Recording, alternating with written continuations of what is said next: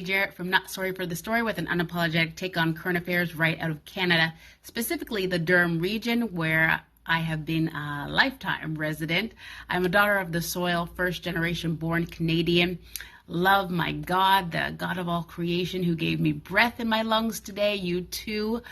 And love my family and my country. So glad that God chose for me to be born here as we continue to hold it down. And I have been working that out as a freelance and independent journalist for over 20 years as a reporter, editor, proofreader, columnist, host, and speaker, and now author of my debut book, Pierce My Soul. I told you I was going to come back with a post-mortem about the Blue Jays, giving it a few days for the grieving process, but I want to be true to my word. I have a story to tell you. On the day of Game 7, Saturday, I had stopped by my spiritual father and mother's home and was getting ready to leave when I turned back and I said to Dad, you know, it's Game 7 tonight for the Blue Jays. And he said, you know, I don't want to be a pessimist. I'm not a pessimist. I'm a realist. And I was like, oh, Lord.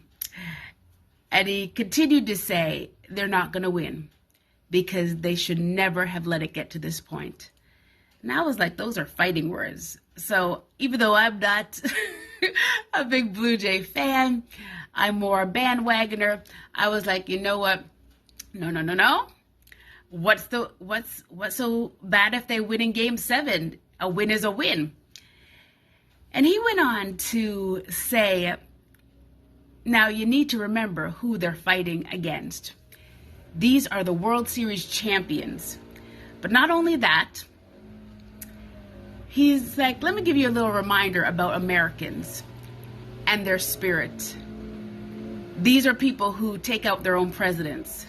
Charlie Kirk was recently assassinated. They're not to be trifled with. You don't let it get to Game 7. And even though I wanted to come again with another round of arguments, the light bulb went on. I got what he was saying.